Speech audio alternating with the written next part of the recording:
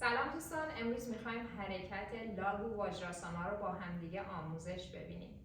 برای این حرکت ابتدا به آهستگی روی متتون بنشینید. در وضعیت واجراسانا قرار بگیرید.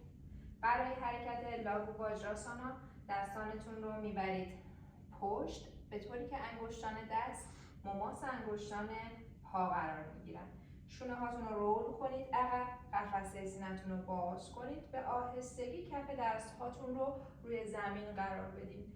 حواستون باشه توی این حرکت گردنتون رو به سمت زمین پایین نندازید. گردن رو در راستای ستون فقراتیتون، قفسه سینه باز، نگاه به سقف قرار بگیرید. بعد از 5 تا دم و بازدمتون به آهستگی از حرکت خارج بشید و به وضعیت واجراسانا برگردید. خیلی ممنون از اینکه توی این حرکت همراه من بودین. نماسته.